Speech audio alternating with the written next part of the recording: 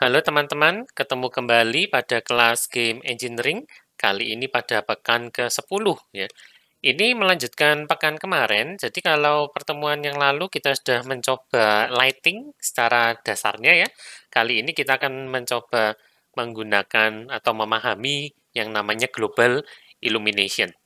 Ya, ini adalah salah satu teknik untuk pencahayaan yang dipakai oleh Unity. Untuk kesempatan kali ini akan ada 4 topik ya. Yang pertama ini adalah pendahuluan aja tentang cahaya tidak langsung atau indirect light. Kemudian kita akan melihat ada dua macam global illumination. Selain ini kita sebut GI ya.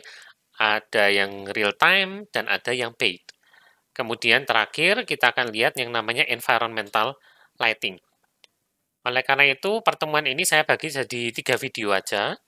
Ya, yang pertama adalah kita melihat indirect light sekaligus langsung masuk ke real time GI. Video kedua big GI dan yang terakhir kita coba environmental lighting. Oke, langsung aja deh ya. Nah, simulasi cahaya ini sudah dilakukan sejak lama sih. Seiring dengan berkembangnya komputer, kemampuan komputer mulai mumpuni untuk bisa melakukan rendering, maka mulai diciptakan berbagai macam algoritma dan teknik ya untuk bisa merender sebuah scene dengan senyata mungkin. Jadi pemodelan cahaya untuk komputer rendering itu sudah lama dicoba dan terus ditingkatkan sampai saat ini akhirnya kita dapat real-time ray tracing ya dari teknologinya NVIDIA dan kemudian didukung juga sama AMD ya sepertinya. Nah, tapi pada awal mulanya dulu ini berawal dari sebuah yang disebut Cornell Box. Kita akan lihat sebentar lagi Cornell Box ini apa. Ya, sudah ada tahun 1984. Jadi waktu itu ada peneliti dari Universitas Cornell ini di New York.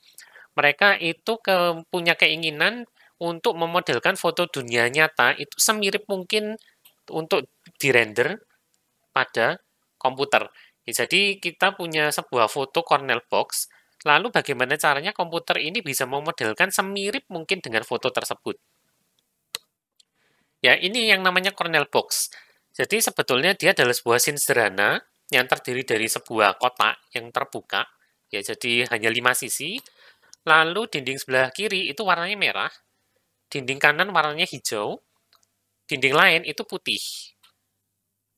Ya, lalu ada cahaya datangnya dari atas, ini agak ketutupan, ya ini kotaknya untuk sumber cahayanya ya. Terus semua objek kubusnya itu warnanya putih sebetulnya. Nah, kalau yang balok ini, itu kubusnya, sorry kok kubus, ini balok ya. Materialnya reflektif, jadi bisa terlihat mungkin kayak dilapisin kaca ya, atau cermin, sehingga kubus yang ini yang warna putih itu tercermin di sini. Nah, kelihatannya ini warnanya kayak kuning sih, tapi sebetulnya mereka semua dindingnya dan kubusnya itu warnanya putih. Tapi bisa terlihat di sini, ya di sebelah kiri itu ada sedikit warna merah di sebelah sini dan di sebelah kanan kubus ini ada sedikit warna hijau. Nah, itu adalah pengaruh dari cahaya tidak langsung alias indirect light. Nah, yang diinginkan tuh seperti ini. Jadi foto aslinya ada di sebelah kiri, kemudian diharapkan hasil rendernya itu semirip mungkin. Ya, kalau teman-teman lihat ini kelihatannya mirip sekali sih. Yang jelas saya bisa beritahu satu hal bahwa yang sebelah kanan ini hasil render. Ya, yang ini bukan foto beneran atau gambar yang kiri saya kopas ke kanan bukan. Bisa terlihat ada beberapa perbedaan di sini ya. Misalkan pencahayaannya yang sebelah sini bayangannya kayaknya lebih halus. Kemudian sebelah sini juga kelihatan ya, ini masih ada sedikit hitam-hitamnya tapi di sini hampir hilang dan seterusnya. Nah, pantulan cahaya itu pasti terjadi di dunia nyata ya, bahwa pada kenyataannya cahaya itu pasti mantul ketika mengenai sebuah objek atau sebuah permukaan. Jadi perhatikan sisi kiri sebelah sini, ya kirinya balok sama kanannya kubus itu ada sedikit warna merah sama hijau, padahal balok dan kubusnya ini warnanya putih sebetulnya. Nah, kedua warna ini munculnya dari mana? Munculnya dari cahaya yang dipantulkan oleh dinding yang kiri dan dinding kanan. Ya, kalau ini saya tarik garis, misalkan ke arah sini, ya, lalu katakanlah cahaya ini mantul ke sini, kemudian mantul lagi. Nah, maka warna merahnya itu dalam tanda kutip tertinggal di dinding balok yang sebelah kiri. Dengan cara yang sama, warna hijau di kubus sisi kanannya itu juga terjadi karena pantulan dari sumber cahaya yang di atas ini mantul ke sini, kemudian cahaya ini mantul ke sini, dan bisa jadi cahaya ini mantul lagi entah kemana. Nah, ini adalah salah satu wujud dari cahaya tidak langsung atau indirect light. Jadi, indirect light atau cahaya tidak langsung ini punya peran yang cukup penting dalam menentukan tingkat realitas sebuah hasil render. Ya, kalau tidak ada cahaya tidak langsung alias indirect light, itu ada sedikit yang kurang, ada yang janggal. Nah, teman-teman kalau mau melihat sebuah hasil renderan, ya lalu memutuskan ini hasil foto atau hasil render, boleh lihat di website ini ya, area.autodesk.com/fake or photo. Ya, semoga ini masih ada. Nah, masih ada. Ya, nanti silakan dibuka-buka sendiri, kemudian dilihat ya, kira-kira foto ini beneran atau ya hasil render alias CG atau foto. Ya, apakah yang bisa menyimpulkan bahwa ini hasil computer generated, hasil renderan, atau ada sesuatu yang aneh ya, sehingga dia sebetulnya foto, atau sebaliknya ada sesuatu yang aneh sehingga ini tidak mungkin nyata. Ya, mungkin ini adalah CG misalkan. Oh, sayangnya nggak dikasih tahu jawabannya ya. Jadi nanti silakan dicoba sendiri aja deh. Nah, ini perbandingannya antara ada indirect lighting sama direct lighting. Ya, salah satu bentuk lighting yang indirect itu disebut bounce ya, tadi yang memantul itu, hasilnya yang sebelah kiri. Jadi saya punya sebuah topless-nya Unity, anggaplah ini kayak dari material apa ya, mungkin dari besi atau semacamnya dengan ada tutup topless-nya. Ya, ini kan terlihat sebelah sini cahayanya, oh sorry bukan cahaya, ini bayangan ya. Bayangannya cukup tipis sehingga kita masih bisa melihat kisi-kisi lantainya. Tapi kalau tidak ada cahaya yang dipantulkan, jadinya yang sebelah kanan. Toples kita kelihatan lebih gelap, kemudian bayangannya ini juga benar-benar gelap. Ya, padahal kalau dilihat sumber cahaya dari sana, dan mungkin ada sumber cahaya lain yang kita tidak tahu karena di sini cukup mengkilap, mestinya paling tidak ada yang mantul ya. Kalau katakanlah sumber cahaya dari sini, misalkan kena ke sini, ini harusnya tetap mantul ke sisi sebelah sini, sehingga sisi sini itu harusnya cukup terang. Nah, bandingkan yang sebelah kiri dengan ada pantulan, maka hasilnya jauh lebih realistis dibandingkan dengan yang hanya pencahayaan secara langsung. Nah, oleh karena itulah indirect lighting ini cukup penting ya. Kita tidak bisa membuang benar-benar indirect lighting. Sama seperti kemarin pada pertemuan lalu kita sempat mematikan juga ya indirect lighting. Kita hanya pakai direct lighting, hasilnya kan cukup gelap dan ada yang aneh di situ. Nah, sekarang kita akan pelajari yang indirect lighting-nya aja. Dan kalau sudah bisa, kita padukan keduanya. Ya, jadi itu fungsinya indirect lighting ya. Nah, kita lihat sebuah teknik atau algoritma namanya global illumination. Ya, dia adalah sekumpulan algoritma rendering yang memperhitungkan baik direct maupun indirect lighting dalam membuat pencahayaan serealistis mungkin. Contohnya seperti yang sudah kita lihat bersama pada pekan sebelumnya, pertemuan sebelumnya, yaitu ray tracing. Nah, GI ini sekarang bisa diterapkan dalam game, dan Unity tentu saja sudah mendukung GI. Bahkan kalau teman-teman sempat bereksperimen ya, selama punya kartu grafis yang kuat, Unity itu juga sudah mendukung ray tracing. Nah, Unity menggunakan dua macam GI, ada yang real time dan ada yang baked. Setelah ini kita akan langsung mencoba jenis GI yang pertama, yaitu yang namanya real-time GI. Ya, ini ilustrasinya untuk real-time global illumination. Jadi kemarin kita sudah punya lighting tapi yang direct saja. Nah, kalau ditambahkan dengan indirect atau bounce lighting, ya pantulan-pantulan cahaya dari sumber cahayanya, ketika digabungkan maka ini adalah hasil akhir yang terlihat lebih realistis ya dibandingkan hanya dengan direct lighting saja. Nah, untuk memulai pertemuan kita kali ini, silakan teman-teman download dulu project starternya Global Illumination. Ini tulisannya agak kacau ya, Global Illumination. Nah, ini Global Illumination.zip. Ukurannya memang agak besar karena ini jujur aja saya upgrade dari 2018 sehingga ukurannya kayaknya bengkak 2 kali, tapi ini tidak apa-apa deh ya. Kita gunakan Global Illumination ini lalu dibuka di Unity seperti biasa ya. Nanti akan ada beberapa scene yang sudah disiapkan, diawali dengan start. Seperti pertemuan yang lalu kita bikin folder progress ya, kemudian begitu kita buka sebuah scene yang dimulai dengan start, kita langsung save as ke folder progress supaya punya cadangan ya. Oke, nah saya sudah terbuka real time GI start, tapi saya akan bikin cadangannya dulu. Kali ini folder progressnya belum ada, jadi bikinkan dulu ya. Progress. Kemudian scene ini akan saya langsung save as menjadi scene yang baru di progress real time GI. Gitu aja deh. Kalau teman-teman buka scene ini, maka sudah disediakan sebuah Cornell box yang terdiri dari langit-langit. Ya, ini sebetulnya balok biasa sih.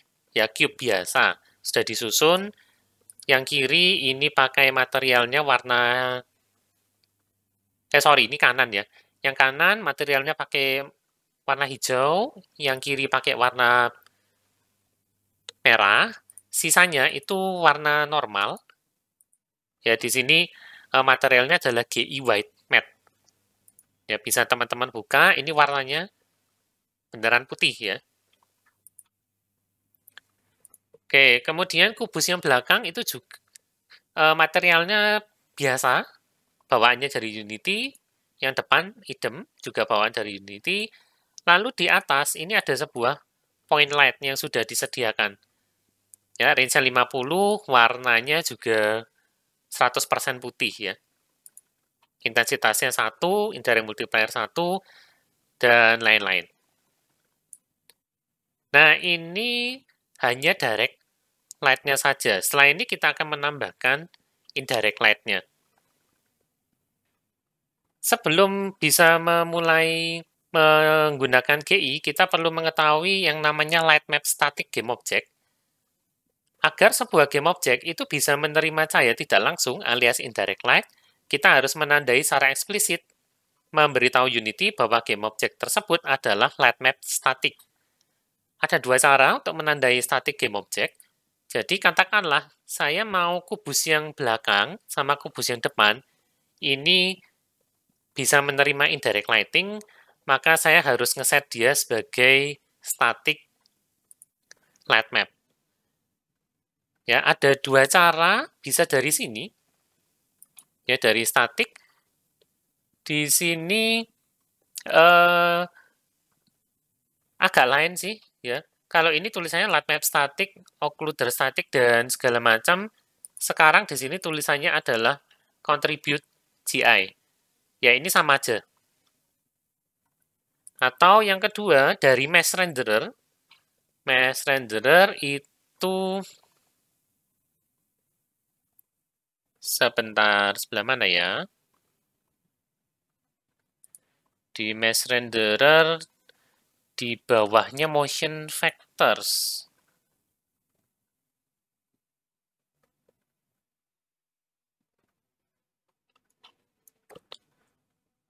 Oke, ternyata ada perubahan sedikit untuk Unity 2019.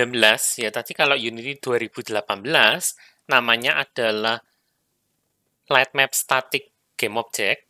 Ya, di Unity 2019, istilahnya adalah Contribute GI. Ya, jadi sebuah game object supaya bisa menerima indirect light, dia harus tandai Contribute GI. Cara nandainya sama, cuma namanya aja yang berubah tadi. Ya, jadi sebelumnya itu slide-nya memang ditulis dengan Unity 2018, tapi di Unity 2019 istilahnya diganti. Ya, kalau ngeset static dari sini namanya sekarang contribute GI. Kalau dari lighting settings itu settingan yang perlu kita centang adalah contribute global illumination. Di sini kepotong. Ya, contribute global gitu aja. Ya, coba dicek yang cube front. Dia settingnya harusnya sama, sudah contribute GI dan contribute global illumination-nya sudah tercentang.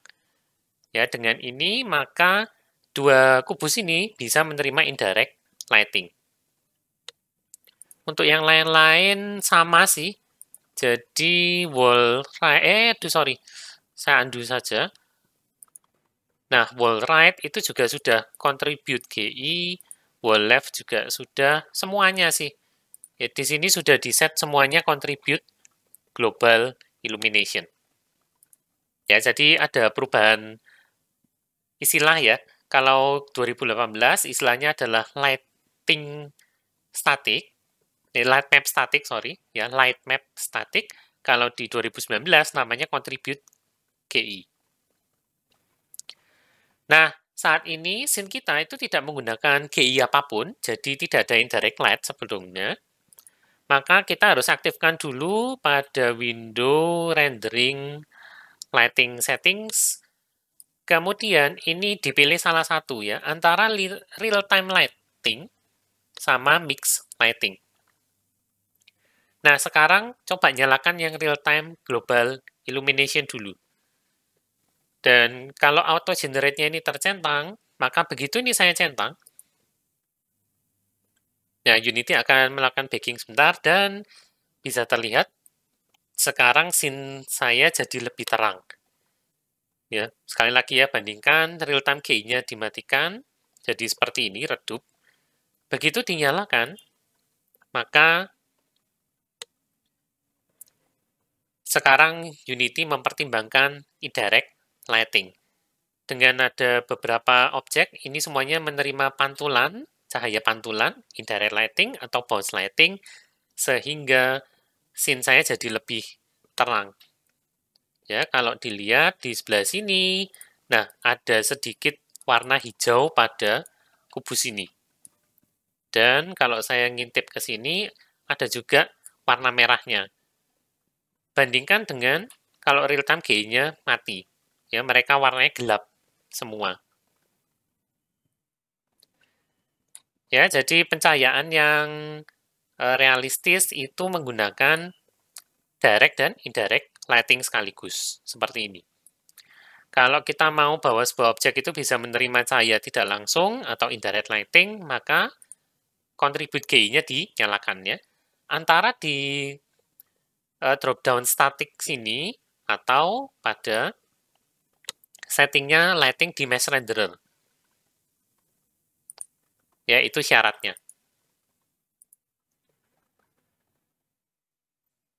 Nah, ini juga perbedaan hasilnya ya, tanpa real-time GI dan dengan real-time GI. Nah, coba kalau kita tidak mau mematikan real-time GI, tapi ingin membuat nuansa redup seperti ini, bisa nggak ya kira-kira? Petunjuknya adalah kita harus mengubah satu properti di objek ceiling point light. Nah, kira-kira bagaimana ya caranya ngubah? Mungkin intensitasnya direndahkan. Kelihatannya gitu ya, paling gampang. Sepertinya demikian. Kalau indirect multiplier-nya dikurangi juga. Nah, mirip ya, sudah. Cukup mirip, tapi kita menggunakan real-time GI kali ini. Ya, settingnya masih nyala. ternyata masih tetap bisa mereplikasi scene sebelumnya. Oke, saya kembalikan satu aja ya. Kayaknya lebih enak yang terang daripada tadi, gelap. Oke, kita lihat beberapa pengaturan. Ada yang namanya indirect multiplier. Indirect multiplier ini mengendalikan seberapa kuat pantulan cahayanya. Kalau kurang dari satu, maka cahayanya akan semakin memudar selagi dia memantul. Intensitas cahaya pantulannya itu semakin lemah. Kalau lebih dari satu, maka cahaya tersebut akan semakin menguat selagi dia memantul dari objek tersebut. Kalau nol, berarti sumber cahaya tersebut hanya akan memancarkan cahaya langsung. Sehingga, kalau kita matikan indirect multiplier-nya,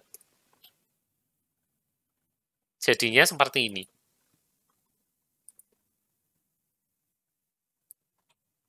Nah, ya, jadinya seperti ini cukup mirip dengan scene yang tanpa real-time GI. Walaupun ini masih cukup terang sih ya. Kalau nilainya lebih besar dari satu, katanya cahayanya semakin menguat ketika memantul. Kita coba angka 2 deh. Kelihatannya terang banget ya sekarang.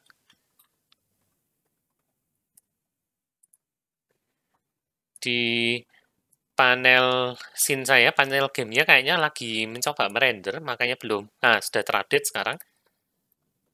Ya, bisa terlihat cahayanya jadi semakin terang ketika memantul.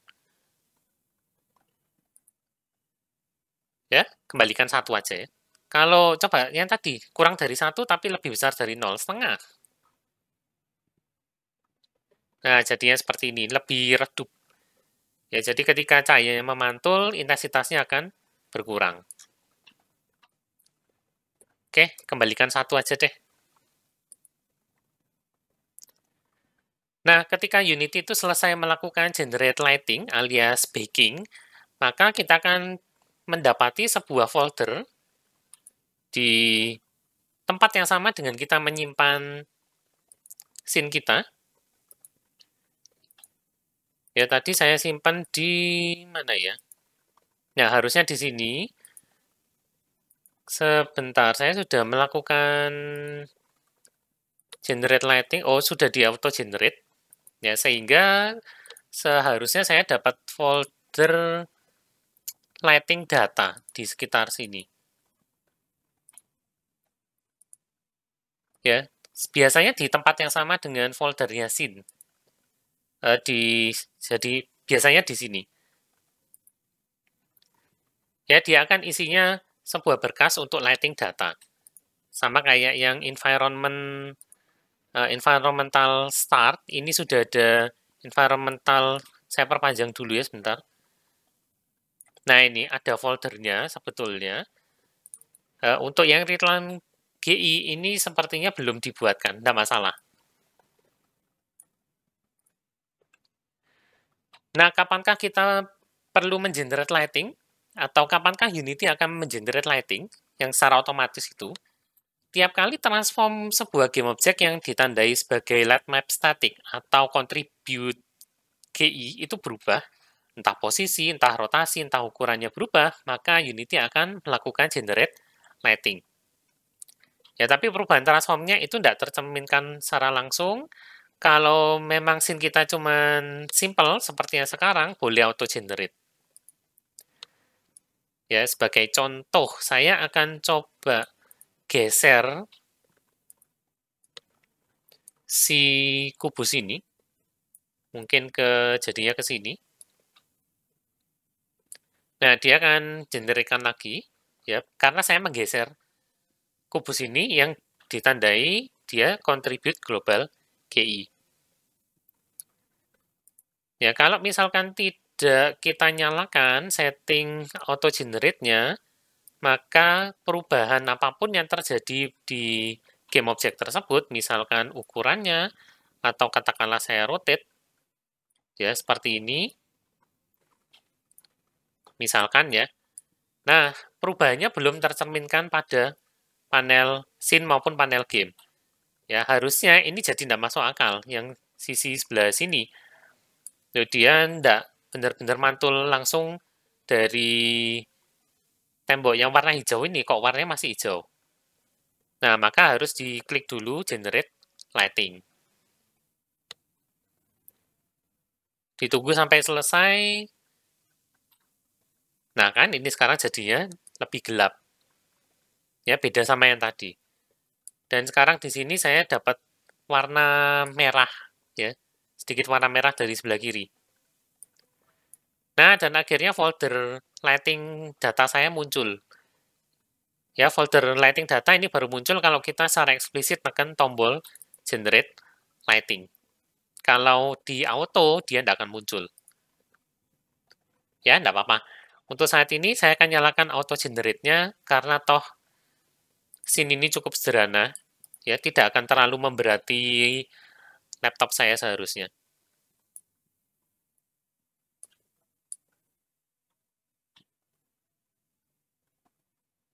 Ya, sambil nunggu, kita lihat materi berikutnya ya.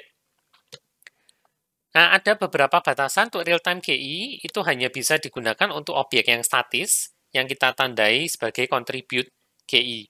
Ya, contohnya game level, terrain, kemudian objek environment yang memang tidak bisa berinteraksi dengan pemain. Dan lighting data ini harus dihitung terlebih dahulu sebelum bisa digunakan. Karena ini bisa makan waktu dan sumber daya komputer, kalau di back berkali-kali, kadang-kadang kita perlu mematikan auto generate. Terutama kalau kita sedang mengutak-atik posisi dari level kita. Ya, pengaturan sedikit aja, geser sedikit, itu menyebabkan Unity harus ngitung ulang pencahayaannya. Jadi ada baiknya kalau kita masih sering mengutak-atik entah posisi, entah rotasi, entah ukuran dari objek-objek kita yang kontribut GI, mungkin ada baiknya auto generate-nya dimatikan. Tapi kalau komputernya memang cukup powerful, tidak apa-apa. Boleh tetap di auto generate. Dan kualitas bayangannya agak lebih terbatas nanti kalau dibandingkan dengan baked GI. Nah, kita lihat pengaturan lain-lain di Light Map Settings. Ya, Light Map Settings itu ada di Lighting Settings ini. Nah, yang ini ya, Light Map Settings. Ada banyak pengaturan yang dimatikan, kita lihat beberapa aja. Ya, untuk indirect resolution, ini dia mengatur berapa tekstur pixel atau texel dari image data yang akan digunakan untuk menghitung indirect light-nya ini dalam satu dunianya Unity. Biasanya satu unit Unity itu 1 meter. Nah, di sini indirect resolution-nya ditulis 2 pixels per unit, ya, tidak masalah. Ini nilai indirect resolution yang disarankan sama Unity. Kalau terrainnya itu cukup besar, berikan nilai 0,1 sampai 0,5 pixels per unit. Kalau levelnya outdoor, itu setengah sampai 1. Kalau indoor, kita boleh pakai nilai yang lebih besar, 2 sampai 3. Nah, di sini sudah disettingkan 2 pixels per unit. Coba naikkan, misalkan 3.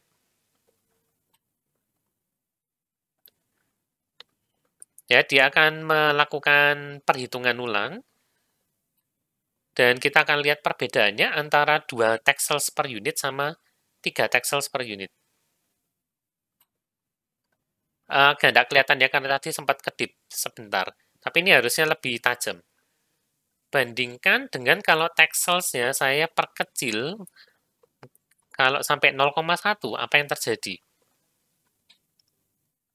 Backingnya lebih cepat, tapi cahayanya lebih tidak akurat. Ya, bisa terlihat di sini, sekarang kubus saya agak gelap. Tapi begitu ini saya naikkan misalkan 3, mau lebih tinggi lagi boleh. Saya akan coba angka yang agak drastis, misalkan 10. Semoga laptop saya tidak kenapa-kenapa. Kalau 10, kira-kira apakah yang terjadi?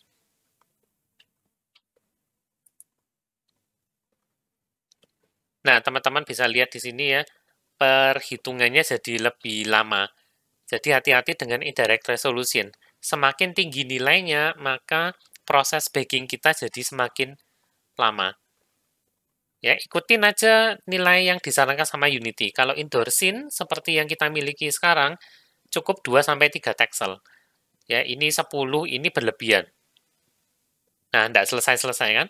Bandingkan kalau saya pakai angka 2. Cepat selesainya. Oke, jadi ikutin saran ini ya. Untuk terrain 0,1 sampai 0,5, outdoor scene 0,5 sampai 1, indoor scene 2 sampai 3. Kemudian ada indirect intensity. Nah, ini dia. Ya, indirect intensity ini oke, sebentar. Indirect intensity itu loh. Sebentar ya. Ah, PowerPoint saya agak ngambek kayaknya. Oke, indirect intensity ini mirip sama pengaturan indirect multiplier pada suatu sumber cahaya, tapi ini diberlakukan secara global untuk semua cahaya yang ada pada scene. Kalau sekarang, kalau saya otak-atik, ya tidak terlalu berpengaruh karena light saya cuma ada satu. Ya, misalkan ini mau dimatikan, akan berpengaruh kepada lighting ini aja, ya, point light ini aja. Nanti baru terasa kalau ini ada lebih dari satu cahaya. Kemudian ada directional mode, ini settingnya sekarang directional, itu hanya berlaku untuk shader yang pakai normal map. Ya, sekarang kita tidak terlalu medulikan tentang shader, jadi biarkan aja untuk directional mode-nya. Lalu ada albedo boost, seberapa banyak cahaya yang dipantulkan oleh suatu permukaan. Nilai defaultnya 1. Boleh dicoba kalau ini di otak-atik, misalkan, ya ini saya tidak sengaja naik ke angka 10, maka cahaya yang dipantulkan itu jadi semakin banyak. Nilai defaultnya adalah 1. Seperti ini. Ya, nanti teman-teman bisa mencoba-coba ngotak-atik berbagai setting ini ya untuk mendapatkan hasil pencahayaan yang diinginkan. Oke, coba latihan sebagai berikut. Ya, ini di save as dulu scene-nya jadi GI_latihan. Lalu dibuat scene baru. Ya, jadi seperti ini. Kubusnya silakan diatur agak masuk ke sana. Lalu ambilkan sebuah prefab jeep. Ada jeep di vehicles. Ya, ini ada jeep. Lalu perbesar jadi 25 kali 25 kali 25 karena memang mungil banget si jeepnya. Lalu gantilah dinding kiri dengan material GI Blue Material. Itu harusnya di material ada. Nah, ini dia GI Blue Matte. Dan kemudian cahayanya silakan diganti dengan directional light. Kalau melihat sumber cahaya, bukan sumber cahaya ya, kalau melihat bayangannya, kelihatannya sih arah directional light-nya itu dari sebelah sini. Oke, silakan dicoba dulu ya. Setelah ini saya akan coba tunjukkan hasil jadinya, kurang lebih seperti apa. Kalau dari screenshot-nya kurang lebih seperti ini sih. Silakan videonya di-pause dulu, lalu kemudian kalau sudah selesai dilanjutkan kembali ya, kita lihat bersama atau bahas bersama apa aja sih yang perlu diubah. Oke, silakan dicoba dulu. Nah, gimana? Sudah jadi? Ya, yang perlu dilakukan adalah ya tentu saja mengganti materialnya dinding sebelah kiri ya dengan GI Blue Matte. Kalau tadinya Red Matte, gantilah jadi yang blue. Seperti ini. Lalu chipnya sudah. Yang agak tricky itu mungkin adalah ngatur arah dari directional light-nya. Ya, kurang lebih seperti ini punya saya. Kebetulan agak mirip dengan hasil jadinya. Nah, kalau misalkan teman-teman tadi nyoba, waktu nambahkan directional light, terus kok hasilnya polosan terus, jangan lupa shadow-nya dinyalakan ya. Kalau no shadow, jadinya seperti ini. Kalau mau mendapatkan hasil yang seperti ini semua kan bayangan sebetulnya. Nah, nyalakan aja. Boleh yang hard, boleh yang soft. Saya tadi coba pakai yang soft dan hasilnya cukup oke sih. Seperti ini. Kalau mau, seperti pekan kemarin, boleh ngatur-ngatur ini ya, bias, normal bias, dan seterusnya. Tapi saya cukup happy dengan hasil saya yang seperti ini. Agak mirip sama latihan yang ada di slide ya, screenshot-nya. Ya, jadi seperti itu penggunaan real-time GI. Nah, pada video berikutnya kita akan coba melihat GI yang satunya, namanya baked GI. Seperti apa GI yang ini dan apa bedanya dengan yang real-time, kita akan pelajari bersama pada video berikutnya.